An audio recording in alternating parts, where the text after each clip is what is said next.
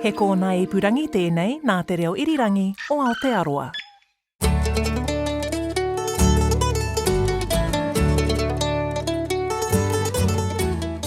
Hello and welcome to Country Life. I'm Duncan Smith. No mai, haere mai, lovely to have your company. I'm Janina Schwanecker. Today, we meet one of the more unusual shopkeepers on rural Main Street. We're talking bull. Well, the price of bulls, that is. And later, Mark Leishman's gone to the dogs. He's at a fierce competition between Aussie and Kiwi sheepdog triallists for the Wayleggo Cup. But first, to our monthly look at conditions on the land. Grass is growing in Northland Te Tai Tokerau after a slow start. Silage is being made and dairy cows are in good condition. There's still a bit of mating going on with the bulls expected to be out for another month. It'll be a few weeks still before they're out with the beef cows. Milk production is up 2% on last year, though the recent milk price drop is a bit of a disappointment, especially as on-farm costs are still high. Overall, though, the mood is vastly improved compared to 2024. In Pukekohe, growers have had a run of favourable weather conditions since winter. Crops are doing well, but consumer demand for fresh produce had dropped off slightly. Waikato farmers have had a good bit of rain. A farm advisor near Morrinsville tipped out about 140 millimetres out of the rain gauge this month. It's enabled some of that late sown maize to recover, though pests like greasy cutworm have caused some damage. Pasture quality has dropped as the pest has gotten into stalks and seeds, which means farmers are lengthening their stock rotations. Dairy cow mating seems to have gone well, though. The weekend milk price is a bit of a setback, but $9.50 per kilogram of milk solids is still welcome. With the real hard work done, most farmers are looking forward to just riding out the rest of the season. In Bay of Plenty, fears about patchy budburst haven't eventuated. The kiwi fruit is looking to be good quality, and kiwi fruit marketer Zespri is forecasting record returns per hectare for the 2025-26 kiwi fruit season across all varieties. Off the back of another good year, it will help growers build resilience and pay down debt. Staffing levels are also good, as RSE workers have arrived. Most growers are busy getting the crop load set, canopy in balance, and are pruning the males before the Christmas break. Taranaki farmers welcomed a bit of rain this week. Southern and coastal parts of the region were looking dry. There's good pasture cover and lots of supplementary feed being harvested or shut up. And contractors are flat out. Crops are going in, though some have been hit by insects and needed to be re-sown. Milk production is slightly ahead of this time last year, especially along the coast, where bulls are also still out. Overall, farmers are feeling positive going into the guts of summer. It's definitely dry and getting drier in East Coast Te Tai Rāwhiti. Farmers say soil moisture levels are well down, which is a concern, and they could do with some rain. Crops need a good drink, and those who have put in grass seed have had poor strike rates. Conditions are fair for now, but could turn quickly, so planning is encouraged. Most farmers are still in a good mood, though, seeing cash pouring into their accounts. In Hawke's Bay, conditions are variable, but southern and central parts of the region are exceedingly dry. A top-up of about 30 mils earlier this week was very welcome. Drying winds have made it hard to get docking done and have also meant large volumes of stock were sent out of the region. Silage contractors have been struggling with a lack of grass, and our farmer near Bridgepower says he's had a third of the usual silage levels. Land used for veggie growing is increasingly being used for livestock grazing. Watties is also seeking less beetroot, tomatoes, corn and peas from growers. The wine harvest this coming season will also be down about 10% because of the global oversupply. Those in Manawatu have been celebrating pennies from heaven with between 20 to 40 millimetres of rain in recent days, a much-needed boost. Conditions were getting dry and crops were starting to struggle. Milk is just flowing, with some farms 12 to 15% ahead. Extra spending on supplementary feed has helped with this. However, the recent milk drop was a bit of an ouch. Farmer margins have narrowed with increased costs, but there's been increased activity in the property world, with close to a dozen farms selling, a mix of dairy as well as sheep and beef, suggesting renewed confidence in the sector. Farms in eastern parts of Wairarapa are also quite dry for this time of year, which has been hard on crops, and there are pests like army and greasy cutworms to battle with too. Some farmers are getting into early weaning of lambs, while dairy farmers are flat out trying to put milk in the vat. The focus for most farmers is creating value from their stock. Warm, wet conditions in parts have been less positive for the region's grape growers worried about disease. Across the Cook Strait to Tasman, and November has brought more settled weather after a wet spring.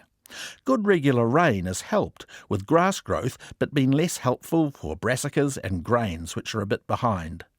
Silage is being cut and supplementary feed is being made. Dairy farmers are getting to the tail end of mating through AI, that's artificial insemination, and a few more bulls are out. Early scanning has even started for phantom cows, those displaying signs of a successful mating but which actually aren't pregnant. In Marlborough, the 15 millimetres of rain received this week was welcome news to both farmers and grape growers. It's been a dry and windy spring. On farm, they're busy with weaning and drafting lambs. Grass growth could be better, but prices are good, so the mood is still positive. It's been one of the easiest frost seasons for our contact in the vineyard, though. The vines are close to full canopy and flowering across all varieties. It looks like it could be an early season too. Contractors have been putting in big days to get crops into the ground on the west coast. Pasture quality has been a bit lacking, and things are a bit wet underfoot. Mating is still going on though, and our farmer near Hokitika expects to finish AI next week. Stock conditions are good, and dairy farmers have been happy with the last season's payout, which they've used to help catch up on maintenance spending. In northern parts of Canterbury, farmers are growing increasingly nervous about dry weather, which seems closer to January than December conditions. It's meant one farmer near the Scargill Valley has made half the bales of supplementary feed he normally would. He's already sent one draft of prime lambs off, and though there's been some pressure on prices, they were still good. He was also busy dagging ewes and drenching lambs ahead of the summer shear. Pasture growth has been steadier further south in mid-Canterbury, but there hasn't been a big surplus for building supplementary feed supplies for winter. Rainfall has also been about half the normal rate, with constant gales last month further drying out the region. Calving and lambing were good for most this spring, but arable growers are struggling. Otago farmers are still busy with clean-up from spring storms, though warm windy weather has dried the region out. A top-up of 24 millimetres in recent days will help keep our South Otago farmer going until Christmas. He's already sold some lambs and ewes for very good prices and is busy with drenching. He has to rebuild 2 sheds on his farm damaged in the storm to store this season's supplementary feed. Clean-up efforts are keeping builders and foresters busy. It's also added to rising costs, along with the cost of drenches, fertiliser and seeds for regrassing. In Murihuku, Southland, farmers are also keen for some rain following constant drying winds. Most of the storm cleanup will have to wait till the new year though, as it's a busy time on farm. Dairy farmers are finishing the last bit of AI, and sheep and beef farmers are finishing tailing and lambing in the high country areas. Confidence is high across the sector. And that's what's been happening on farms and orchards this past month. This is Country Life on RNZ National 101 FM. It's not a dead end, but an opportunity. So says our guest this week, who moved from the Big Smoke to a small village on State Highway 1 between Wairarapa and Hawke's Bay. And it's safe to say his is probably one of the more unusual shops to be found on a rural town's main street. And if you think your feathers might be ruffled, a little discretion advised. Sally Round pushed open the bright pink door to find out more.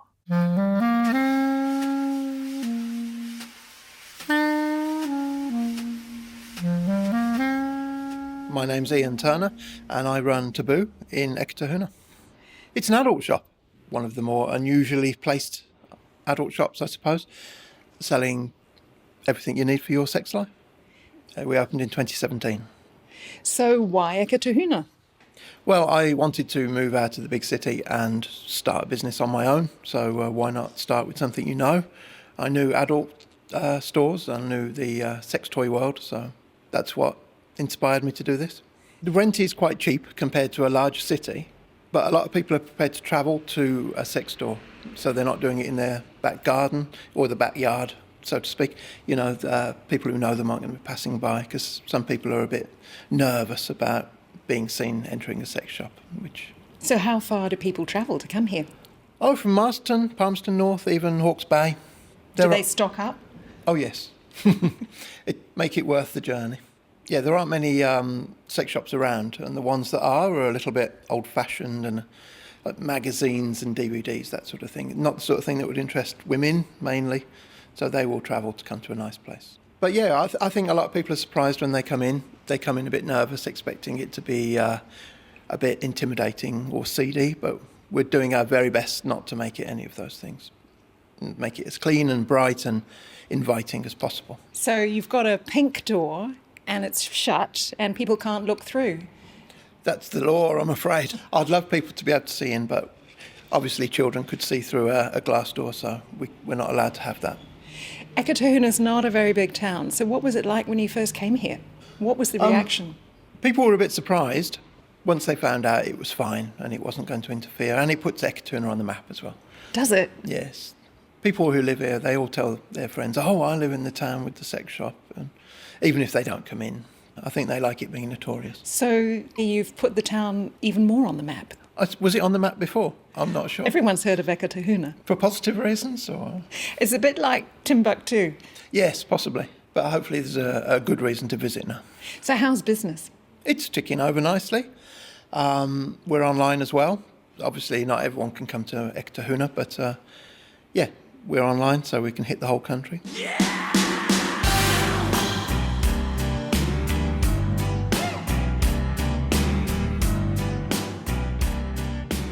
And what about being part of the community? Are you just known as the sex shop guy?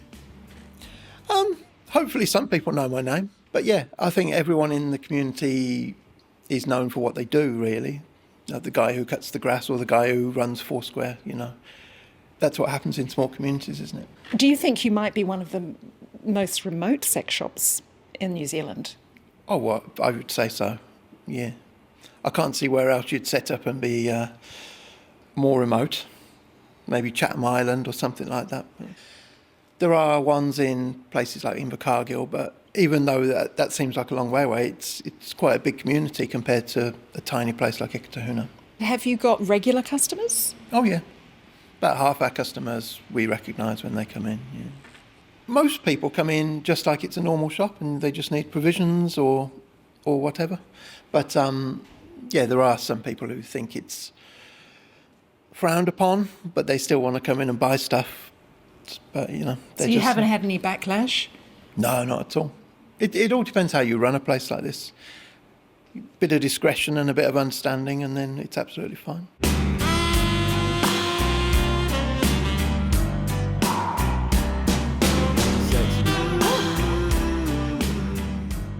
What are the challenges of having a business in a small town, especially one which is quite unusual like this?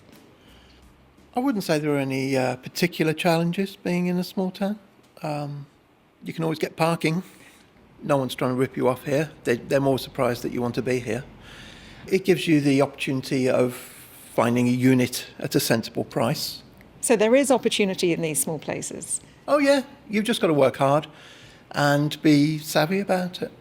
And do you get a lot of through traffic? Is that part of the appeal? Oh yeah, travelling up and down the country, this is going to catch most people. And there's nowhere for like 20 k's one way and 40 k's the other way, so most people will stop for a coffee and stretch their legs. And I get at least 20 people a day poking their head around the door going, oh, this is a surprise to see you here.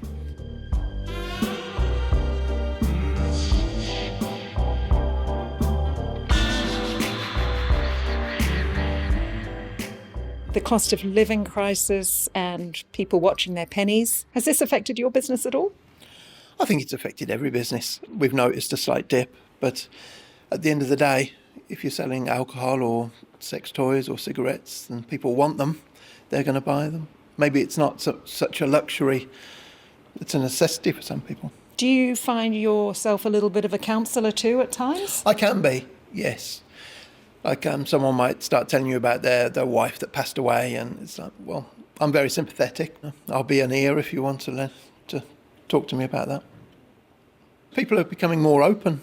Instead of bottling up a problem or a desire, they'll come and solve it. And would you recommend others to check out smaller towns around New Zealand just to see the appeal if they're in any sort of business?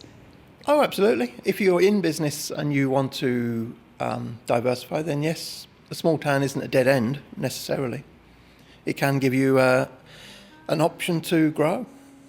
It's good practice for building up, saving up some money, and then maybe moving to a city, and you'll be better prepared to deal with all the problems. If you can succeed in a small town, you can succeed anywhere.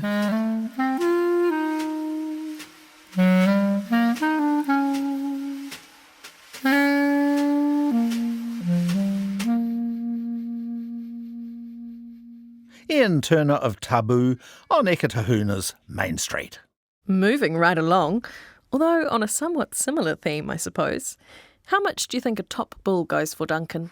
Well, I know they go for a fair bit. Over 90,000? Well, a stud bull can range anywhere between a couple of thousand to $161,000. Whoa! The new record price, which was set earlier this year by an East Coast breeder. In fact, this particular stud has set the record price 2 years in a row. I went to find out more.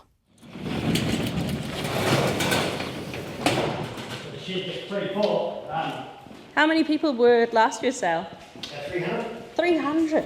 Yeah, they're coming through the door there and round they come and out that gate. Come sale day next June, this barn will be packed with buyers interested in some of Dean McHardy's bulls, especially after he set this year's top price and a new national record. Yeah, I'm Dean McHardy, stud manager and general manager of Tangihau. We're about 6,500 hectares, running about 55,000 stock units. Sheep and beef, been here for 35 years now, and taken the stud cows from, in 1989, there were 65 cows, and now we're calving 240. And where are you on auction day? Are you the ringmaster of the circus, right in the middle with your, with your stock? How long have you been doing on-farm bull sales for? I think we've done 5, so coming up 6. Yeah, which is pretty good. Used to take them all into Gisborne. When we only had small numbers, and it was a combined sale with other studs, 5 other studs that all sort of had 7 or 8 bulls each. Yeah, so, but now that we're up to 50 bulls, it was time to move. Yeah. Fair enough. And we'd want to get up to 70, so in the next few years we'll be at 70 bulls. And nice to keep them kind of, I imagine they're a lot calmer when they come in if they don't have to be trucked anywhere. And so once they're in the pens, people get a much better feel for what they're like. Oh, 100%. And they can get a good view at them here too. Down at the sale yards where we used to sell them, they couldn't really sort of get them out and have a look at them. And of course, there's 5 other breeders, so you've got 5 other lots of bulls that they can all hear and smell and upset them and at times. So it's perfect here. And as you say, you get to show them the country they grew up in, so people get a feel for where they were reared. Well, 100%, yeah, so it all works. Yeah. So we'll go down to the bulls anyway, they're just back down the main road, so. Dean's taking me to see some of next year's sale bulls. From a top price of $135,000 last year to $161,000 this year, he'll be hoping to set yet another record. Hey, boys.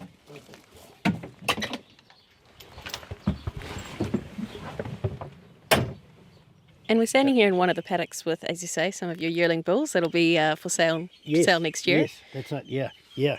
And they're coming along well. They're right up with last year. Some of them by the same sire, the Fossil Creek bull that had that record price. So, yeah, they're coming along really well. They've obviously got that beautiful black colouring of the Black Angus. What are some of the other characteristics that you breed for here? Well, definitely breed for type. And they're going to be big-barrelled bulls. We don't like long-legged, and they're going to be good big barrels and in depth, and that's where you get your weight from. Structural soundness is a big one. They've got to be very good in the feet, because we go up to about 2,100 feet. What's that, about 650 metres or something? So we're pretty steep, so they've got to be pretty good on the ground. The calves are born on the flats. They're on the flats for about 5 days, and then the cows are put back onto the hills, so they get used to it. The bulls don't come onto the flats until sort of now.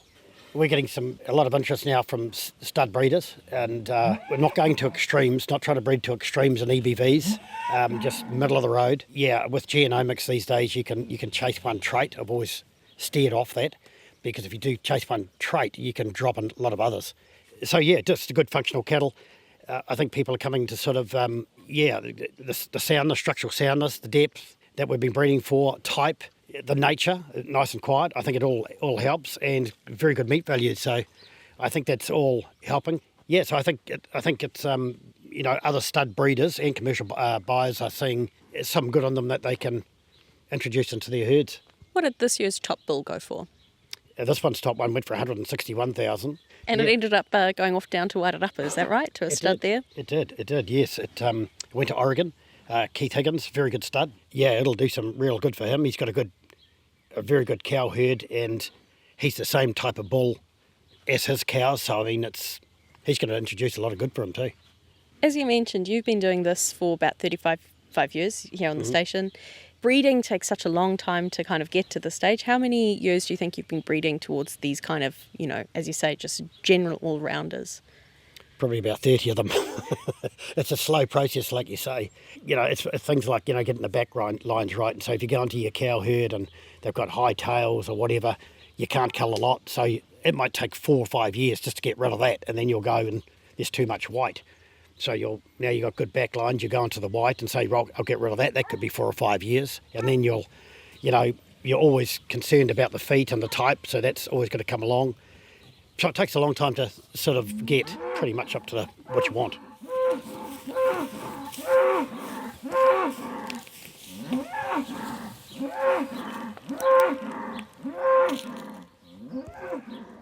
Talk me through some of the bulls we're looking at here. What are the kind of average weights, do you reckon? They'd be sort of around, 500, 550 kilos. This is the top mob of yearlings. Yeah, so they're getting up there. And they've got a fair way to go. Sort of last week in June is a fair way from now, and they're probably piling on about 2 kilos a day. If they do start putting on too much, we just put them behind a hot wire and hold them back. So we use the flats to actually hold them back so they can't blow out too much. Because they're coming off hill country as calves and weaners, they're doing what they should be doing. And once they hit the flats, they're piling it on. But we just and it's like I say to the commercial buyers. These bulls are normally between 8 to 850 kilos at sale date. So if you're buying one of these bulls, you've got a good chance at 2-year-old of getting your steers to 600 kilos plus. You're not going to beat the studs, but you're going to be right up there, and they're going to be fat ready for the works. So, and we don't want to get them too small. Like we're fattening steers, and if grass allows, we can kill them at 600 kilos, the steers, which is a carcass weight of probably 320, or we can take them up over 700 kilos and make use of the grass and make more money. It's good. That works well, yeah. That works well. So you're hopeful that next year you could see another record? Don't want to jinx it for you, but... Well, I don't know. The bulls are certainly here, and they're looking good, and we've got some of the same bloodlines, and people that missed out last year might want to come and have another crack at them, and but time will tell. Wait and see. Yeah, wait and see. Bless you. Do you start to notice the different personalities of each one as well? Yeah. A little bit, yeah? You do. Do you have a favourite in this mob here? 803 is a pretty good bull. 803, I'll Yeah. look for him. Where the hell was he? They, certainly bloody, he's in here somewhere. Oh, there he is, over by the fence. Oh, yeah, that's him. Yeah. Yeah, he's pretty good along that back line. He's Yeah. well developed on that hind quarter. Yeah, Tail's at the right place. Everything's good feet, as you say. Yeah, everything's pretty good on them. His darter's pretty good. Well, the EBBs now are getting quite good on them, so, which is good. And we're doing genomics, so that's sort of helping. People select them. Good bull, this fella too. This one, yeah. Next, Dean's taking me to the top of the farm to see where those massive bulls are raised on rugged East Coast hill country. We're at about 2,100 feet, so we just come for a drive up to the top of the station, one of the highest points. At elevations like this, you'd get some snow, so you've got to have some good mothering instincts too, I suppose. And 100%, yeah, we get snow up here, and so we can go from snow to drought. Snow in the winter doesn't sort of stay for long, but it does snow. Yeah, you can see why we need to breed cattle with positive fats. They've got to carry their own hay barn with them here. We can't feed out, it's too steep. We can't get tractors or anything out around here. Tangihau has very little flat, wouldn't even have 80 acres of flat. And as you're explaining down at the flats, this is where you start the calves down on the flats, and then not very long after they're born, they come up here to put them to the test. Pretty much. They're only on the flats, so the cows are, just as they're due to calve, they go to the flats, they calve. As soon as that calf can walk, which is 3 to 4 days, they're walked back onto the hills, and that's where they stay until the sort of now, and then the yearling bulls come down to the flats.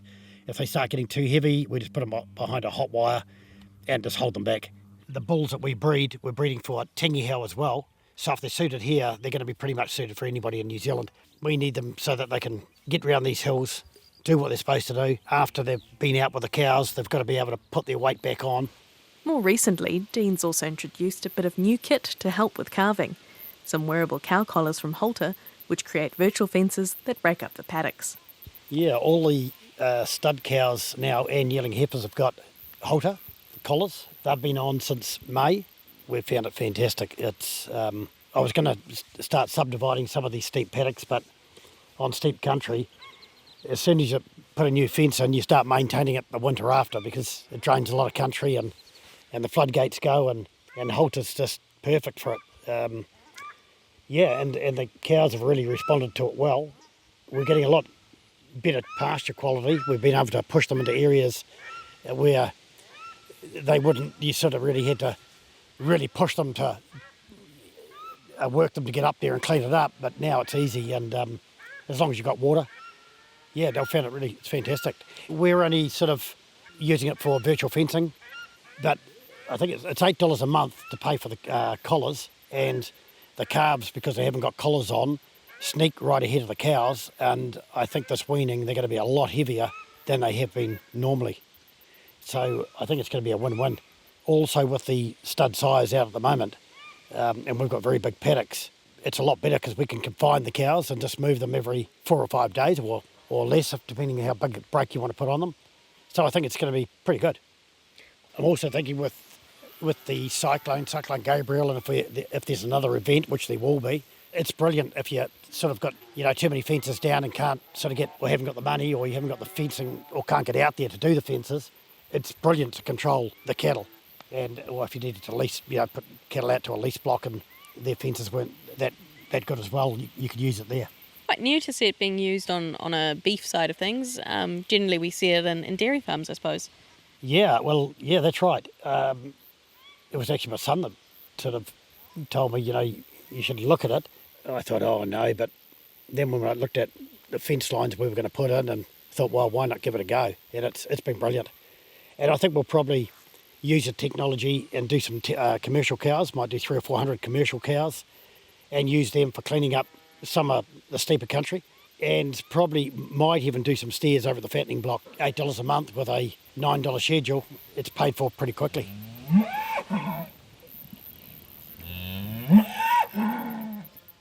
That was Dean McCarty from Tangihau Station near Gisborne. Hello, my name's Hamish. I do quail eggs. You're listening to Country Life on RNZ National. Let's head to the South Island now.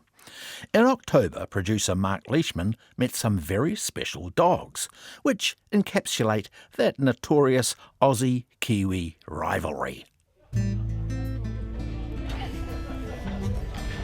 Well, this week I'm at the Ashburton AMP show, another of those fine shows that do their best to bring urban and rural people together, and they do it extremely well.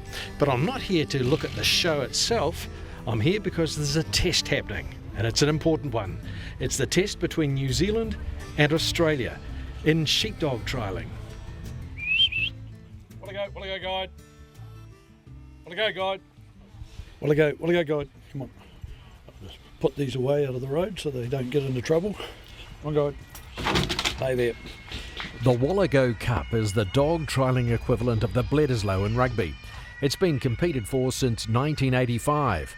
And just like the All Blacks, the New Zealand dog trials team has dominated the competition, winning 21 of 37 competitions over the past 40 years. Last year, however, the Aussies won on home soil. So this year it was their turn to cross the Tasman and try and retain the cup on Kiwi soil. Yeah, I'm Ben Miller, and I'm representing New Zealand in the Trans-Tasman series in Ashburton at the Ashburton show with my dog King. Nearly 6-year-old dog. So this is Michael Miller, my grandfather, and yeah, he gave me my first hen dog when I left school. So yeah, I've been dog trying about 60 years. The best I've done, I got third in New Zealand about 20 years ago. That was my best effort. Yeah, Wonderful day for you, no doubt. Oh, it would be. Yeah. And so how do you feel about Ben? You must be pretty proud of him. Oh, yes, we are very proud of him. And he's very good at working his dogs. Is he a good listener? Did he have to take much instruction from yourself? Oh, no, he's just natural. He likes his dogs, and he's a very good trainer. Wayleggo, hey? Wayleggo. The phrase, of course, is the name of the trophy you're going for, isn't it? Yes, it is. Yep, it's an old shepherding command. It's basically a callback for our dogs. Do you actually use it on a daily basis? Yeah, I do. That's my come to me command on all my dogs. And I've got a whistle as well, but yeah, that's what I use in general. Like every day when I'm calling them back to their kennels or heading to work or something. Wayleggo. Wayleggo. Do you have to build a chemistry between you and the dog? You do. It's a long process breaking a dog in. You're probably 2 years breaking it in really, and then another 12 months doing a bit of fine tuning. So you've got to like the dog. He's got to be your mate, or else it's a long 2 years. And what about the team you're in? I mean, you're the youngest by a country mile, aren't you? How old are you, 23? 23, yeah. Yes, I bring the average age down a wee bit. Not as much as we thought I did, actually, but good to have all that experience around. Left school when I was 18 and went straight into a shepherding job. I was lucky enough to be offered a job straight out of school, and so started my team of dogs from there. How many dogs do you have? There's 9 at home, 3 or 4 young pups there from 6 to 15, 18 months of age that I'm working on or working through. Out of those 3 or 4, I'll probably end up trialling one of them, and the other 3 will end up getting sold. And at the other end of the age scale in the Kiwi team is Leo Jacinto, who's 70. And my dog's Jake. He's about 3 years, 4 months old. Yeah, and I'm repping New Zealand and against the Aussies in this test coming up. Probably been doing this for about 40 years now. But in the early days I was not so serious.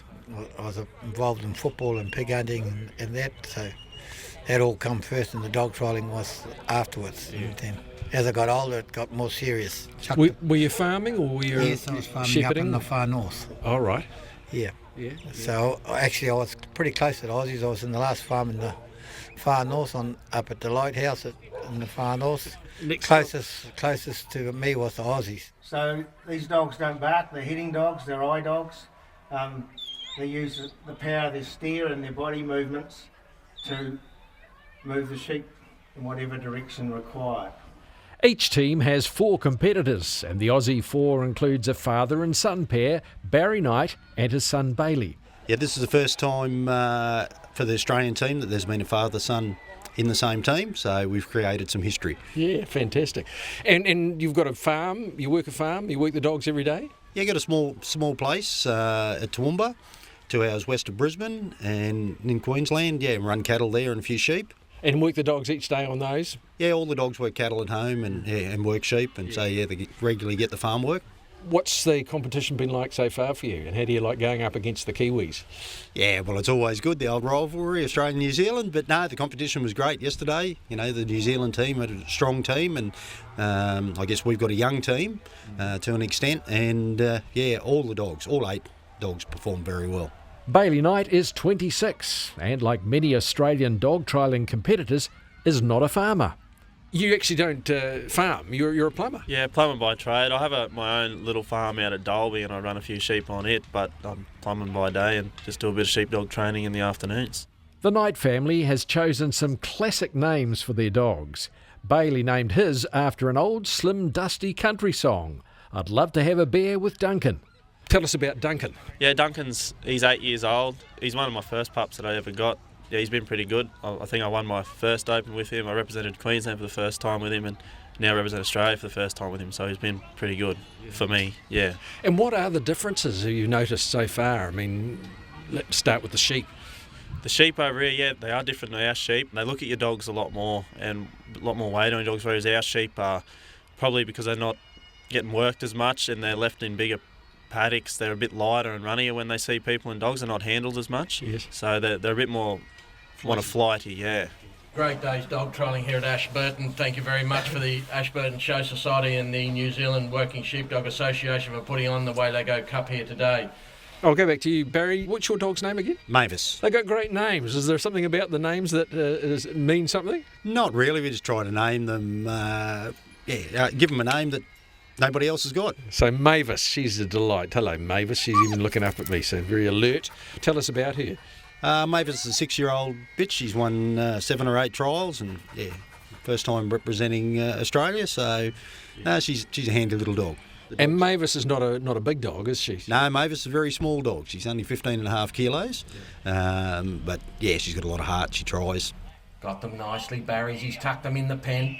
Going to bring Mavis round, stop her in the front of them. Out there, he just lets those sheep settle.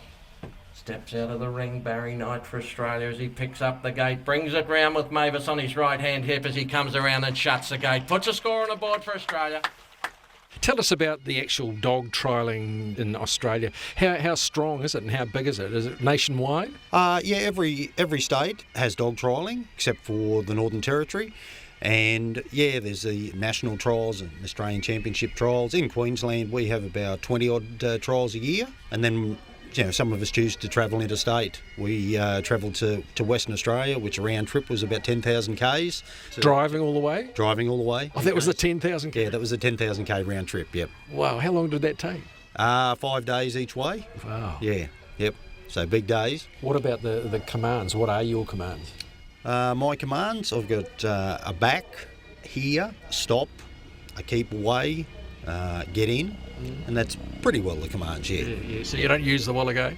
No, that'll do for us Australians. Try and pick the sheep up before they get round the end of the gap. Nice work there from Jess. She's got the sheep positioned beautifully. She moves forward there now. I'm going to take her position in the set right off the end of the gap.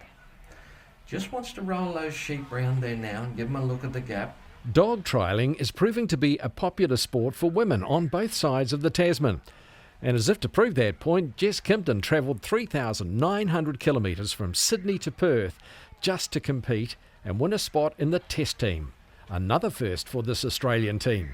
So Jessica, the one and only woman in the competition, how are the boys treating you? Oh, they're good, and even if they weren't, they'd just have to suck it up.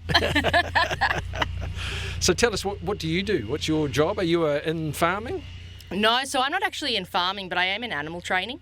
So I've always absolutely loved the farming sector. I've tried getting into it, and I did quite well on a cattle station, but came back to Sydney and got right into the sheepdog stuff. So I train sheepdogs and I train film animals. Oh, really? Okay. What's some of the films you've been involved in? So a couple of my sheepdogs were actually the main dogs in the Rams movie that came out a few years ago. Yes. And The Fall Guy, they're probably a couple of the most recent bigger name ones. Big Hollywood production, that one. Yes, Fall Guy. It seems unusual to be a Sydneyite doing dog trials. It is. We used to always have this running joke that we trained on pelicans and seagulls for the runny ones. Wasn't true, although I must admit I did have a little flock of chickens that I used to have to tune my dog up on, but no, we used to drive out about 2 hours to get to our mentor when Mum and I first started. Oh, your mother started too? Yeah, so we started at the same time. And so what's the dog you brought over with you? Stitch is a 7-year-old white and black border collie bitch. Interesting to see. I don't think there's many white dogs over here because a lot of the livestock look at her and kind of go, what on earth is that? She was just awesome from day dot. So we actually have inside dogs. That'll probably horrify many people, but that's all right. Is she an inside dog? She is an inside dog. I'll let you in on a secret. She does sleep on the bed normally. Obviously hasn't wrecked her, but you know. So I would suggest she has the most comfortable life of any of the dogs competing today. Yeah, she is the most spoiled sheepdog probably in the world. Yeah. No, she's really good. We tend to have our dogs as pets as well as work dogs. We're on a little bit of acreage where we are, but you know, nothing like what we'd actually call a farm. We're hobby farmers, so we need them to be able to work in both worlds. And as long as you're not truly spoiling them and you're consistent with them, they know what they're supposed to be doing. They have discipline and manners, but they're also part of the family. Stitch and Jess be keeping an eye on that little sheep out in the lead there. She's not overly settled. She'll be looking to keep putting her back in the middle and settle her down there a little bit. Tell us about being a woman in this kind of man's world. I know it's changing, and I know there are a lot of women doing really well in dog trials here in New Zealand. Is it the same in Australia? Yeah, so if anything, we actually see a lot more women in Australia being out there on the trial course and as trainers and getting out there. It's still male dominated, but we're getting, I reckon about 25% probably now would be women out on the fields.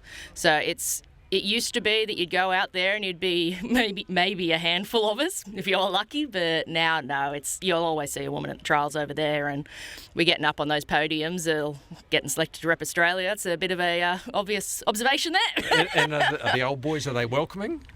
Most of them are really welcoming. You get a couple that are a bit old-fashioned, but as a general rule of thumb, no, they're all absolutely pumped. I mean, at the end of the day, competition's only going to make everybody else better because you've got to pick your game up to be able to still be on the top. Yeah. And as a dog trainer, a dog behaviourist, I suppose, what is it, the link between you and the dog? Is it a sense of trust? Or we were talking about this the other day, actually, on the team, and we're going, some dogs just have it. And we don't know how to describe what it is, but some of them are just so talented, and you get this relationship with them where it's almost like you're reading each other's minds. Yeah, and out in the trial field, you'll settle into it, and it just happens. It's just amazing, the rest of the world melts away and it's just you and your dog, and every now and then you'll glance at each other and you just know what the other one needs, and it's just absolutely amazing. It's not a dictatorship from the handler, it's got to be a team. And I imagine she pretty well knows what she's got to do anyway? Oh yeah, no, she definitely knows what to do, and every now and then one of us might make a mistake in thinking we need to go left or right or whatever we need, and I've well and truly learnt the art of when she gives me the look and I've got to just go, all right, yep, no, I was wrong, you do you. Time's been called, so 15 minutes he's got to get round the course. Toad, 5-year-old dog, casting out on the right-hand side, nice and clean, keeping distance off the sheep. Another 50-year veteran of dog trialling is North Otago's Lloyd Smith with his dog Code. He started dabbling in dog trialling in the 1970s, and his first New Zealand championship was in 1982. He's seen it all. You never know with this game. You can have a good man and a good dog, but if the sheep don't want to play the same silly game, well, things can go wrong in a hurry. You all seem really relaxed. Do you find, that it's a relaxing sort of sport? Well, most of us roosters are pretty relaxed customers anyway, so and it's always good to catch up and with old mates, and sometimes you don't see fellas for 12 months in a year and you catch up with them at a dog trial at a championship, so it's great in that respect. The president of the Dog Trialling Association of New Zealand, David Shields, says while all of the Kiwi team are farmers or former farmers, most competitors in Australia are not, and geography has a great deal to do with it. I heard one of them state that out of 140 odd registered handlers, as they call them in Queensland, only 3 of them work sheep full time. That's their livelihood, And geography's a big problem for them. Yeah. So young shepherds can't travel away for 3 days to get to a 2-day trial and then 3 days home again. When we were in Australia last year, one guy was working on driving from Geelong back to Perth, and he said he and his wife can only handle about 1,200 k's a day, so and they're working on nearly 4.5 days to get home, so they have different issues than we have. Nice work there from Mavis as she just rolled those sheep up on the backside and just caught them as they came round, and she'll straighten them now. And I'm Tony Jackson. I'm here over in Ashburton commentating for the Australian team in the Wayleggo Cup here, Australia versus New Zealand. It's a great privilege to be here. It's great ground here at Ashburton, and great day, no better place to be. Keeping with the theme of the different challenges farmers in Australia and New Zealand have to deal with, Aussie commentator Tony Jackson says the size of the farms and the different pests they're dealing with are quite considerable. We've got 250,000 acres. We run 23,000 sheep and about 3,000 cows. So and it ranges from Mitchell Grass Downs, which is open plains country, up into some mulga, which is an edible timber, and mulga ranges, as they call them. Nowhere near the size of the ranges you have down here, but a lot of it in that range country and running down on the channel country, that's where we run all our cattle. And that country's mustered with helicopter. There's generally 4 of us on motorbikes. And the helicopters bring the cattle to us, and we end up just sort of bringing the mob along the middle, and then the choppers muster into us. It's we can sort of muster probably 80,000 acres a day sort of stuff, you know, and in saying that, the country is nowhere near as productive as this over here. We're looking to really only run a cow to 100. That country over 100 acres is all that country will run. Tony Jackson owns a lot of land and by default has to deal with a lot of pests like dingoes and kangaroos. You know, there's people make a living out of harvesting kangaroos, you know, for the pet food market and for human consumption. Every town has 6 or 8 roo shooters in them, you know, and that's their job. They go out shooting roos. Yeah. And what would you average? I mean, how many would you get in a year? Well, those boys are going out. They're sort of shooting 50 a night. That's a Toyota load. And, you know, prices are okay at the moment for kangaroo. I wouldn't say it was through the roof, but it's around about the 90 cents a kilo. Good roo over there might average about 25 kilos. So, you know, you're looking at around about $25 a roo, and if you shoot 50 of them, you know, there's no fortune in it, but you're making a good living, you know.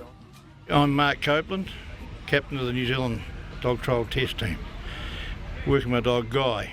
For Mark, this is his 10th year in the Trans-Tasman team, and he's excited for the future of dog trialling. Good hands, some very good hands, a lot of good young talent, and I might add there's a lot of good woman talent coming through. I mean, there's 2 women out there that won New Zealand's now, and another one's won 2 island championships.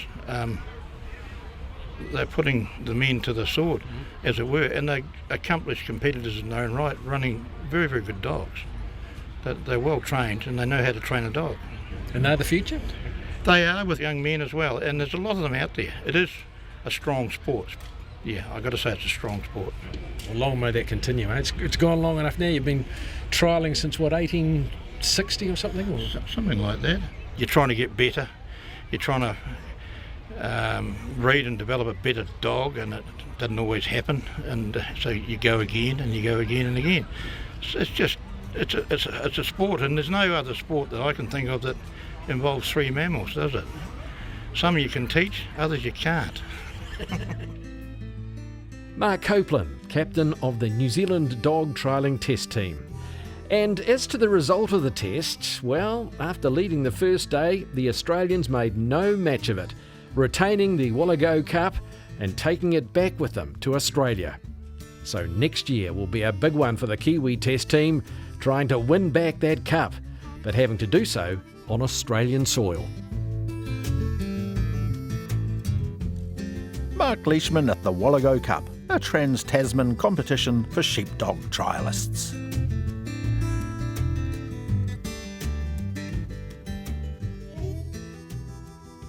Do you know where the term Wayleggo comes from, Duncan? No idea, though I assume it has nothing to do with small plastic building bricks. No. Well, we found out it's actually short for the command come away and let go. Shepherds in New Zealand use it to call their dogs back from the stock they're working, usually over a very long distance. And here's a classic example of its use from the late Angus Gordon of Clifton Station in Hawke's Bay. Wayleggo, Chuck! Come on, Chuck, come on! He's only a young dog. He said, "Ah, Chuck, get up here, Chuck! Get up here, Chuck! Wayleggo, Chuck! Get up here, Chuck! Get up here, Chuck!" He's a young dog and he's as keen as mustard now. He's starting to get a bit of a know. He's got a magnificent bark on him though. Look at that. 4th time up the hill. Come on, get up here. Up. That's better. He is such a know. The late Angus Gordon of Hawke's Bay's Clifton Station, calling his dog Chuck, using the classic Wayleggo shepherd's call. Now, the Country Life team were very sad to hear of Angus's death last week. Aside from being a well-known farmer, Angus was also an author, a historian and a poet. Take a listen to our story recorded with Angus in 2021.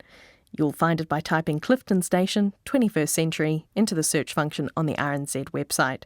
We'll also put a link to it in our show notes. And we thought we'd end with another tribute to Angus. Here he is reciting one of his poems from that same story produced by Sally Round and recorded in 2021. Won an award, this poem, called Summing Up the Mood. Summing up the mood of all things past and gone, I'd say the sea, in all its weather-beaten ways, is closest to the fallen leaf and sound. Angus Gordon. Well, that's it for this episode of Country Life. You can find out more about the stories you've heard by checking out our show notes. And do keep sending in your feedback to country@rnz.co.nz. We'd hate for you to miss an episode of Country Life, so make sure you click follow on your app. And if you're enjoying Country Life, give us a shout on social media or tell a friend by sharing the show. In the field today were Sally Round and Mark Leishman. And me, Janina Schwanica. In the studio production team, David Knowles, Phil Benj and Alex Harmer. Cheerio, folks. Ka kite.